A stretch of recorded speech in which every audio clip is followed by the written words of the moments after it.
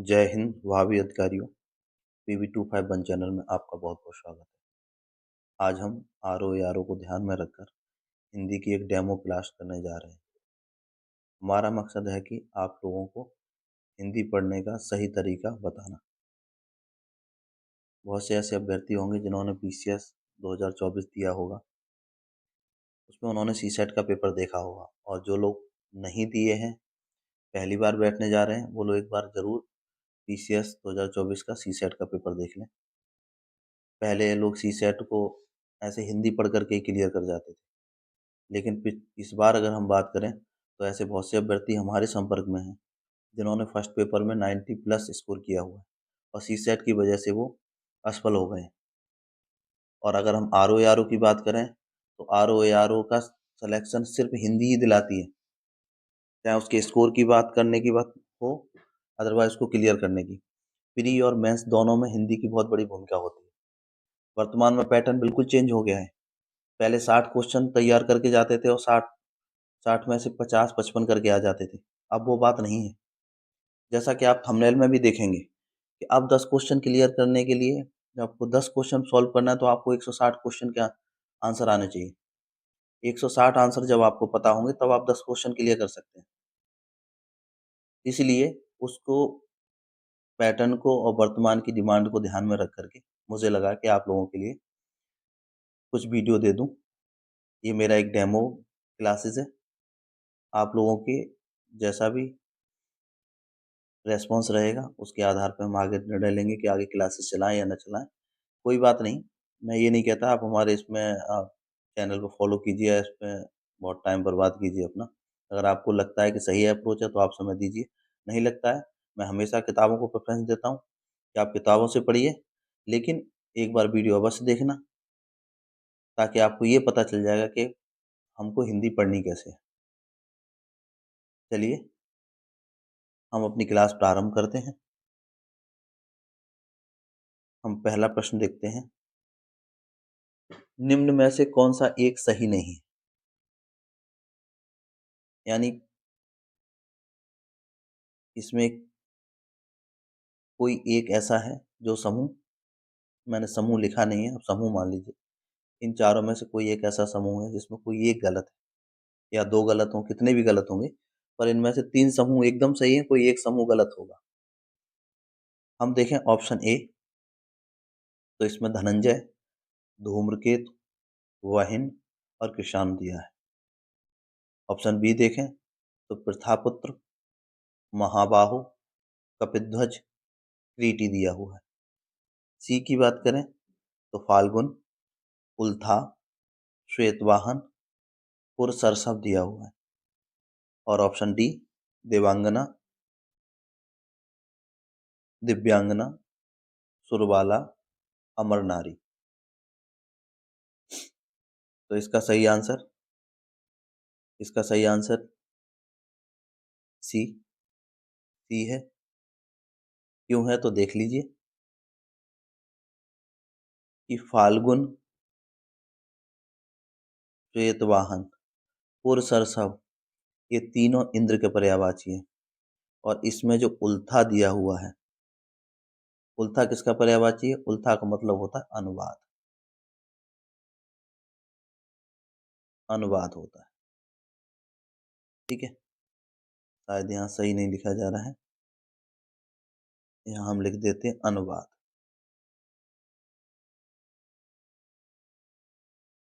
अनुवाद तो उल्था का पर्यायवाची अनुवाद होता है। अच्छा देख लीजिए, तो धनंजय, धूम्रकेतु, वहिन, कृषाण, ये तो आपको पता है, ये अग्नि के पर्यायवाची है। प्रथापुत्र, महाबाहो, कपिध्वज, क्रीटी, फाल्गुन, श्वेतवाहन, पुरसरसव, ये सभी इंद्र के पर्यायवाची हैं। अगर उल्था को छोड़ दिया जाए तो ये सभी इंद्र के पर्यायवाची हैं। और देवांगना, दिव्यांगना, सुरबाला, अमर नारी, तो ये हमारी अप्सरा के पर्यायवाची है। चलिए अगले प्रश्न पर चलते हैं। निम्नलिखित में से कौन सा एक सही नहीं है? आपके ऑप्शन ए शून्य, अभ्र, द्यो, पुष्कर, बी पियम्बु, पिकबंधु, मनमथालय, अम्ब। ऑप्शन सी प्रेक्षण, लोचन, विलोचन, अम्बक। ऑप्शन डी गीवाण, त्रिदश, अमत या गुडाकेश।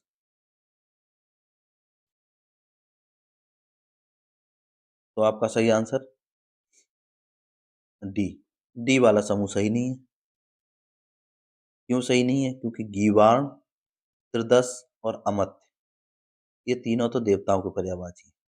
लेकिन गुडाकेश, गुडाकेश इंद्र का पर्यायवाची, ये इंद्र के पर्यायवाची हैं।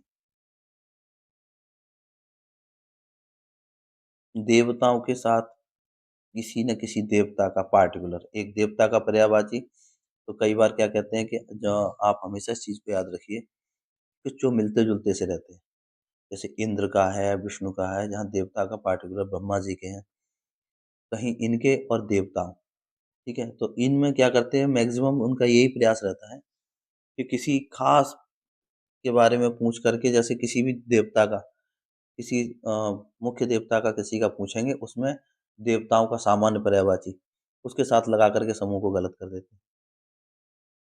ठीक है, ऐसे ही जैसे आंख के पर्यायवाची में कई एक आंख का पर्यायवाची पानी से भी मिलता जुलता है, तो वो उसके साथ समूह में लगा देंगे। तो इनको जब पर्यायवाचियों को आप पढ़ा करें, तो जो एक दूसरे से थोड़े से सिमिलर होते हैं, जैसे गंगा नदी और नदी, तो गंगा का पर्यायवाची जो होगा उसको नदी के साथ लगा देंगे, या नदी का पर्यायवाची को गंगा के साथ लगा देंगे।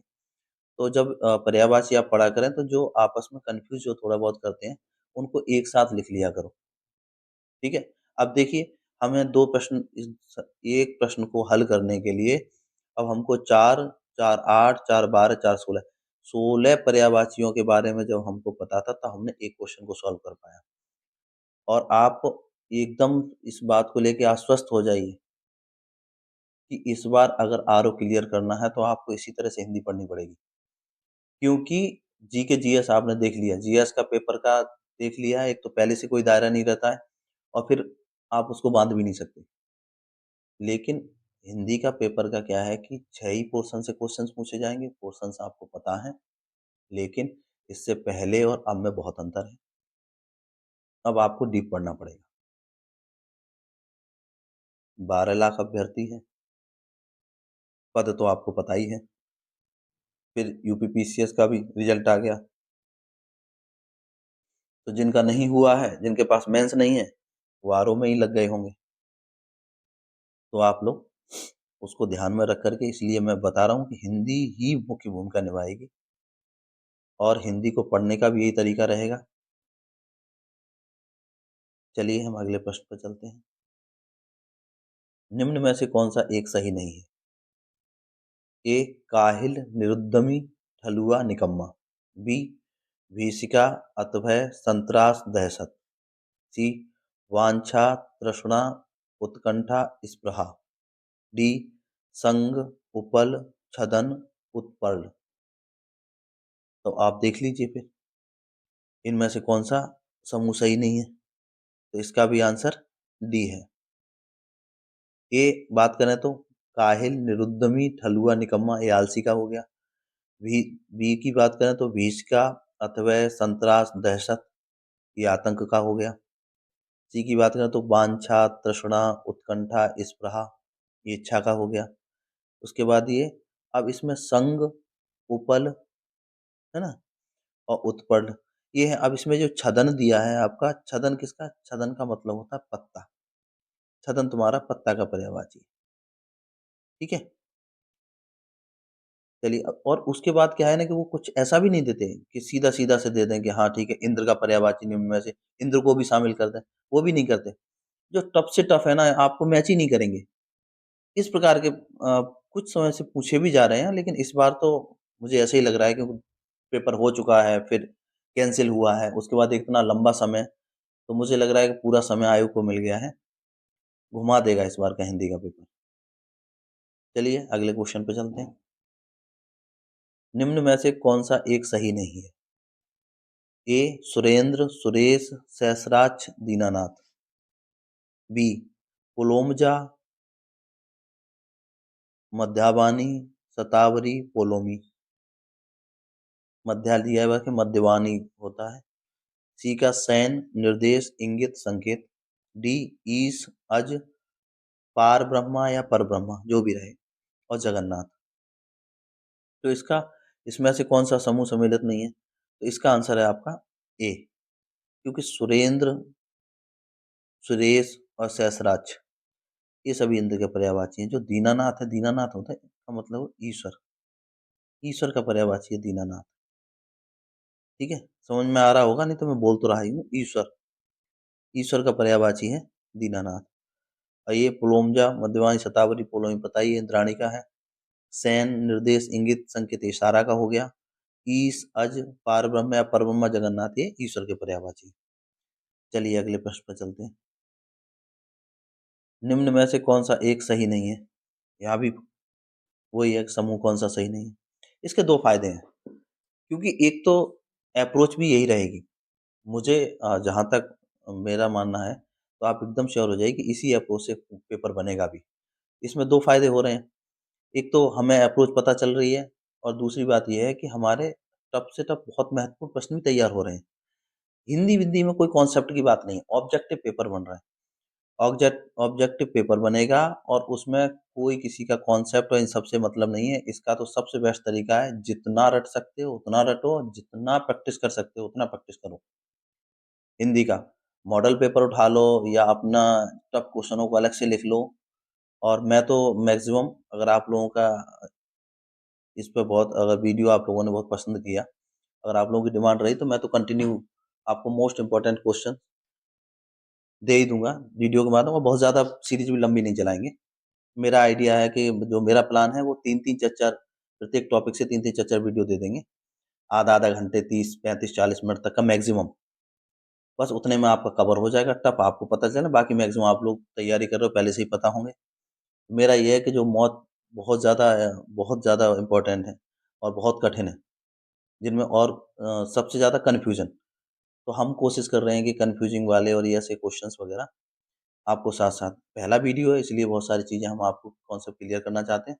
आगे से जो वीडियो आएगा बीच में हम ये सब कुछ नहीं बोलने वाले, आपको कुछ समझ नहीं, केवल हम आएंगे और अपना क्वेश्चन सॉल्व करते हुए चले जाएंगे। ऐसा नहीं कि हमारे हर वीडियो में हम ऐसे ही लेक्चर देते रहेंगे। पहला वीडियो है, इसलिए मेरा जो प्रयास है कि आपको मैक्सिमम चीज़ें बता दें कि हमारी सीरीज किस प्रकार चलेगी और उसका उद्देश्य क्या रहेगा। चलिए, तो इनमें कौन सा एक सही नहीं है? तो उत्क्रमण, आरोह, अभ्युदय, उन्मेष। बी मत्सर, दयंतरी, सदाशयता, निश्चलता। सी मेहनत, मेहनत, पुरुषार्थ, उद्योग। डी है आपका निद्रा प्रवण, तंद्रालु, निंदासा और उंगना। तो चलिए हम इसका आंसर देख लेते हैं। तो इसका आंसर है आपका बी। बी बी में क्या है कि मत्सरी देख लो, मत्सर का मतलब होता है ये, इसका मतलब है ईर्ष्या, ये ईर्ष्या का पर्यायवाची है, यहाँ लिख देते हैं, इसका मतलब है ईर्ष्या, ये ईर्ष्या हो गया। और बाकी दयंतरी, सदाशयता, निश्चलता, ये अगर हम बात करें तो ये सब ईमानदारी है। और इसी प्रकार, और मेहनत, हाँ एक इसमें मेहनत और मेहनत, मेहनत और मेहनत ये दोनों ही सही है, ऐसे मत सोचना कुछ गलत हो गया है, ये दोनों ही सही है। और निद्रा पर तंद्रालु, निंदा सांगुना पता ही है आपको, नींद में रहने वाले व्यक्ति का है। ठीक है। और उत्क्रमण, आरोह, अभ्युदय, उन्मेष जान ही रहे, उत्कर्ष, ये उत्कर्ष के पर्यायवाची है। चलिए अगले प्रश्न पर चलते हैं। निम्न में से कौन सा एक सही नहीं है? आपका ऑप्शन ए फाका, इबादत, लंघन, अनशन। बी विरक्ति, अनासक्त, विराग, तिरस्कार। सी उन्मन, उद्विग्न, अन्य, मनस्क, खिन्न। और डी का निमित्त, हेतु, प्रयोजन और ध्येय। तो आप इसका देख लीजिए, इसका कौन सा सुमेल नहीं है? तो ए, तो ए में जो इबादत दी है ना, इबादत है ना, इबादत तो बहुत गानों में सुना ही होगा आपने। तो ये इबादत का मतलब होता है किसी की उपासना, यानी किसी की उपासना करना, इबादत का मतलब। और बाकी ये जो फाका, लंघन और अनशन, इन सब का मतलब होता है उपवास। गांधी जी बैठ जाते थे अनशन पर, तो इनका उपवास है, इसमें इबादत। इबादत का मतलब होता है आपका उपासना। चलिए, और बी अब देखें तो इसका विरक्ति, अनासक्ति, विराग, तिरस्कार, ये उपेक्षा का हो गया। उन्मन, उद्विग्न, अन्वयस्क, खिन्न, ये उदास, और निमित्त, हेतु, प्रयोजन, ध्येय, ये उद्देश्य का हो गया। चलिए अगले प्रश्न पर चलते हैं। निम्नलिखित में से कौन सा तजुर्मा का पर्यायवाची है? अब देखिए, आपको तजुर्मा ही नहीं पता होगा कि तजुर्मा क्या है। इस तरह से क्वेश्चन पूछेगा, ये भी एक अप्रोच है। अब पूछा तो सिंगल एक ही क्वेश्चन है, लेकिन तजुर्मा। ऑप्शन ए व्याख्याता, बी भाषांतर, सी जुर्म, और डी अभियोग। अब बताइए तजुर्मा का क्या है? तो तजुर्मा का बी भाषांतर है। ठीक है, भाषांतर, इसी को अनुवाद, इससे पहले मैंने उल्था बताया था। तो उल्था, भाषांतर, अनुवाद, है ना, तजुर्मा, ये सब पर्यायवाची हैं आपस में। चलिए अगले प्रश्न पर चलते हैं। निम्न में से कौन सा एक कामदेव का पर्यायवाची नहीं है? अब आपको चारों पता हो, कामदेव के सभी पर्यायवाची पता हो, तब आप बता पाएंगे। तो अब देख, ए आपका option A Manoj, B Ketan, C Adhipat, या डी मनमत। तो इसका सही आंसर है अधिपत। अधिपत, अधिपत किसका है? ये कामदेव का नहीं, ये कुबेर का पर्यायवाची। ठीक है, ये हो गया कुबेर का पर्यायवाची। ये एक होमवर्क है आप लोगों के लिए। कामदेव और कुबेर और भौरा, भ्रमर जिसको बोलते हैं, इन तीनों के पर्यायवाची को एक साथ लिख लेना और याद कर लेना।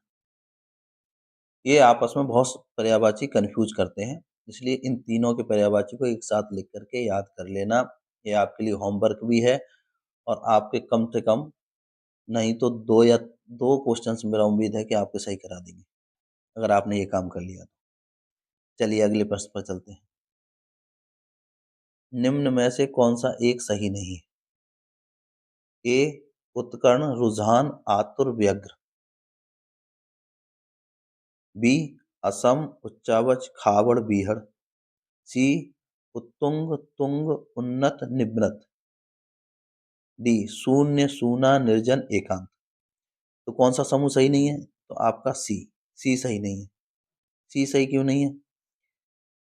सी सही इसलिए नहीं है कि सी में जो निम्रत दिया हुआ है आपका, निम्रत, निम्रत को इससे जोड़ दो, क्योंकि निम्रत सूना, एकांत का पर्यायवाची है। ठीक है, बाकी तो उन्नत, उत्तुंग, उत्तुंग आपने देख ही लिया होगा। उत्कर्ण, रुझान, आतुर, व्यग्र, आपका उत्सुक का हो ही गया। असम, असम मतलब जो सम नहीं है। उच्चावच, ऊपर नीचे मान लो, ऊबड़ खाबड़, बीहड़, सब ऊंचा ऊंचा रहता है, तो ये आपका ऊबड़ का हो गया। ठीक है, चलिए अगले प्रश्न पर चलते हैं। अगला और ये अंतिम प्रश्न, निम्नलिखित में से कौन सा एक सही नहीं है? यहाँ भी आपको एक समूह सही नहीं है। तो आपका ऑप्शन ए जालक, कंज, बारिज, अम्भोज, बी मकरंद, पाथोज, कोकनद, शतपत्र, ऑप्शन सी अब्ज, पुंडरीक, इंदिवर, पारिजात, ऑप्शन डी कोपल, मुकुल, अखुआ, और ताम्रपल्लव। तो कौन सा सुमेल नहीं है? तो इसका हम जाएंगे ए। ए में ये जालक दिया है, जालक। ठीक है, जालक को आप मिला दीजिए इससे, डी से। जालक कली का पर्यायवाची है। ठीक है, तो कोपल, मुकुल, अखुआ, ताम्रपल्लव और जालक, तो ये याद भी कर लीजिए, और आपका आंसर भी इसका यही है। बाकी अब आ जाइए तो कंज, बारिज, अम्भोज। ठीक है, ये सब मकरंद, पाथोज, कोकनद, शतपत्र, अब्ज, पुंडरीक, इंदिवर और पारिजात, ये सभी कमल के पर्यायवाची। ठीक है, ये सभी कमल के पर्यायवाची हैं, और ये कली का पर्यायवाची हो गए आपके, यानी जालक को थोड़ा सा टिक लगा के अलग कर देते हैं। अब इसमें थोड़ा सा और हम बता देते हैं। तो कई बार कमल के पर्यायवाची दे दिया, और उसमें जैसे कमल का पर्यायवाची है कोकनद, और कोकनद का मतलब होता है लाल कमल। ये लाल कमल को इंगित इंगित करता है।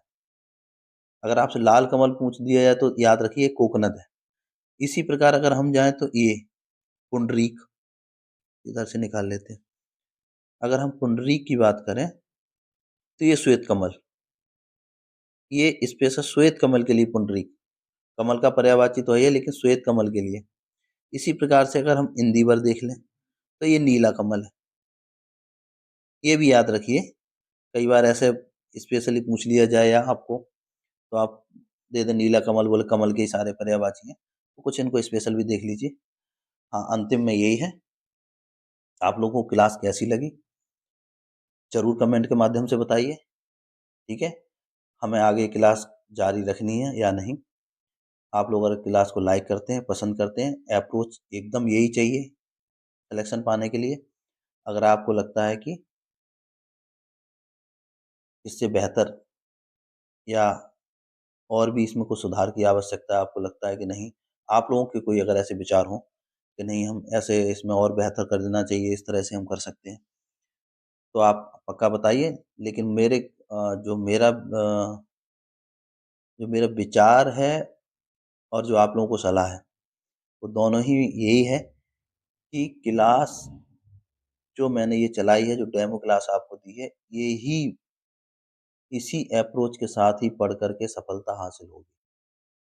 मैं 100% श्योर हूँ। और बाकी आप लोगों को पेपर फ्री होने के बाद पता चल जाएगा कि मैं सही था या गलत। चलिए, वीडियो को लाइक, कमेंट, शेयर भी कीजिए, ठीक है। धन्यवाद, आप लोगों के कमेंट का इंतजार रहेगा। Like, comment, and subscribe.